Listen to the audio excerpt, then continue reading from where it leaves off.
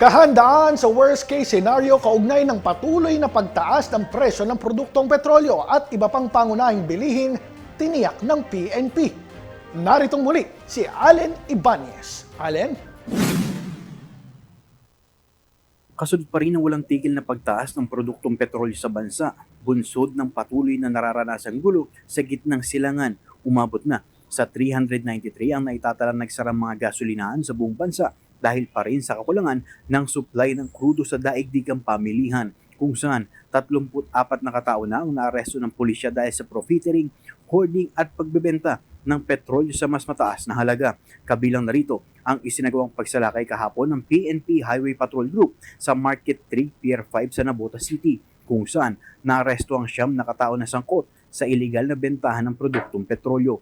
Naitala rin ang insidente ng gas and go sa isang gasolinahan sa Quezon City na kinasasangkutan ng isang lalaking TNVS driver na tumakas matapos magpagasolina ng higit 5,000 pisong halaga ng diesel. Sumunod dito ang isang kuha rin ng CCTV camera sa Fairview, Quezon City, ang paihi naman ng isang kotse mula sa isang nakaparadang truck. Ayon kay PNP spokesman Brigadier General Randolph Tuanyo, pinaigting pa nila ang pagde-deploy ng mga patrol units matapos ang insidente ng sunod-sunod ng nakawan ng produktong petrolyo.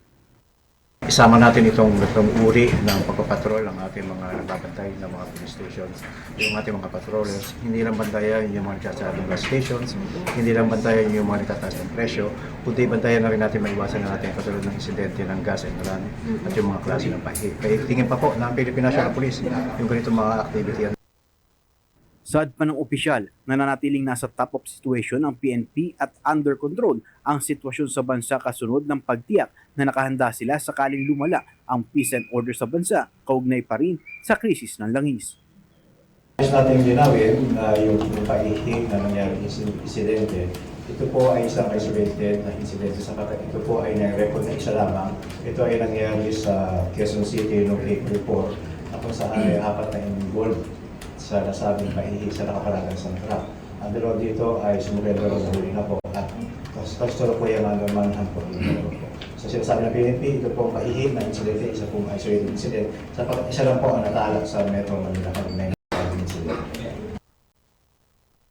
Paalala ng pambansang pulisya sa mga nais na manamantala sa nararanasang krisis sa bansa, hindi titigil ang pulis na sila ay maaresto at masampahan ng kaukulang kaso upang hindi na makapambiktima pa ng ibang tao. Mula sa Kamkrame, ako si Allen Ibanez, nagulat.